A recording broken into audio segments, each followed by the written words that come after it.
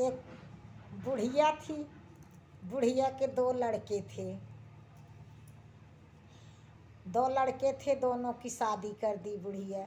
बड़ा लड़का पैसे वाला था, भाई उसकी अच्छी नौकरी थी, शादी हो चुकी थी दोनों की। बड़ा बेटा अच्छा पैसा कमाता था, छोटा बेचारा गरीब था। उसकी बहू थोड़े में ही खर्चा चलाती थी। और बड़े बेटे की शादी बड़े घर से हुई। उसकी बहू एकदम खूब बन-ठन के हमेशा रहती थी और खूब खर्चा पानी करती थी। भाई उसका आदमी पैसे वाला था, कमाता था।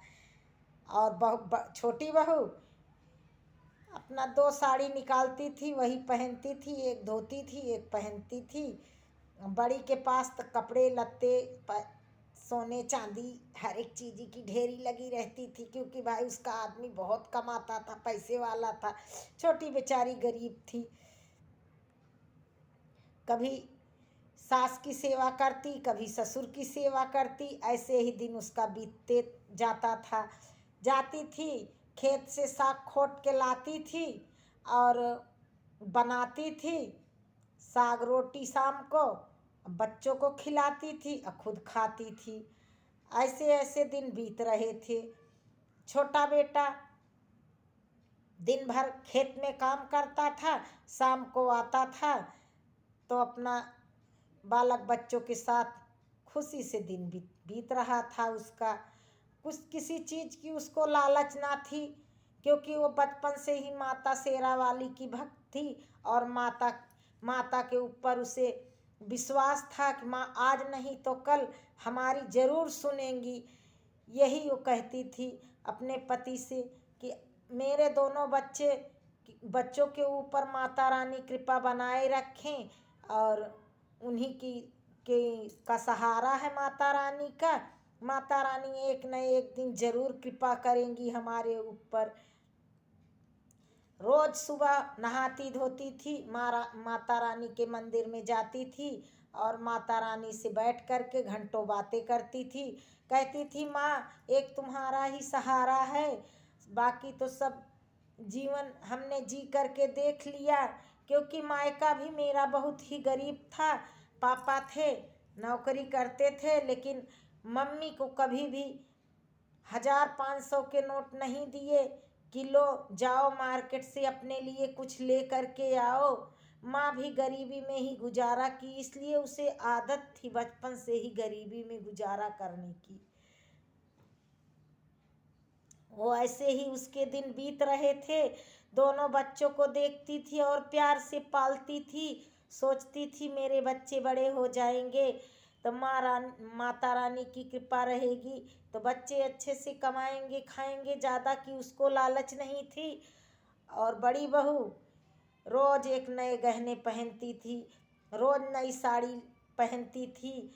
बच्चे देखते थे, उनको ऐसे लगता था कि मेरी माँ को भी मिल जाए, मेरी माँ भी आज नए कपड़े पहन ले। माँ से कहते भी थे माँ आज तुम भी नए कपड़े पहन लो। माँ कहती थी बेटा मेरे पास नए कपड़े नहीं हैं, मेरे पास जो हैं मुझे वही नए लगते हैं, तुम लोग दुखी मत हो। बच्चे कहते थे नहीं माँ मैं बड़ा हो जाऊंगा तो तुम्हें नए कपड़े ला करके दूंगा, तुम भी दीपावली में और होली में और हर त्योहार में तुम भी पहनना माँ नए कपड़े। माँ कहती थी बेटा कोई बात नहीं, हमें इतने में ही संतोष है, हमें तो सिर्फ तुम लोग अच्छे से रहना कमाना खाना यही देख करके मुझे संतोष मिलता है कि तुम दोनों मेरे सबसे अनमोल रतन धन हो।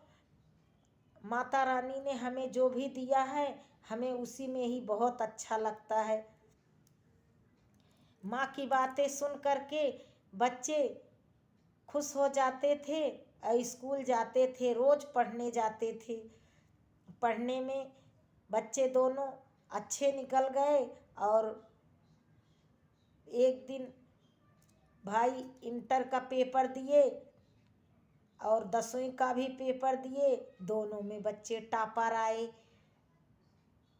माता रानी की कृपा हुई। एक दिन बेटा बहुत बड़ा अधिकारी बन गया और बड़ा आदमी बन गया। अब धीरे धीरे माता रानी ने दिन लौटा दिया। अब माँ का भी उसके बुढ़ापा आ गया। बुढ़िया बेचारी सुबह शाम मंदिर जाती और घर के सारे काम करती।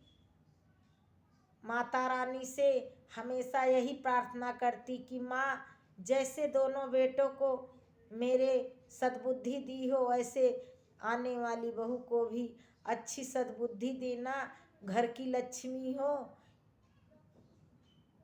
यही प्रार्थना करती थी। अब बड़े बेटे की शादी कर दी, बड़ी बहू आ गई।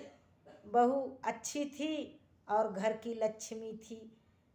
बहू ने आते ही पूरे घर को एकदम अच्छे से रखा, सबको मान सम्मान दिया, सबको मान सम्मान दिया और प्रेम से रहने लगी। उसके घर में माँ लक्ष्मी की कृपा बरसने लगी, माता रानी की कृपा रहने लगी, क्योंकि उसकी बहू एकदम माँ भगवती की पुजारन थी और भोले बाबा की भी पुजारन थी। बोलो जय माता रानी की। जैसे माता रानी तुमने उसका दिन लौटाया, वैसे सबका लौटाओ। जय महालक्ष्मी की, जय माता रानी की।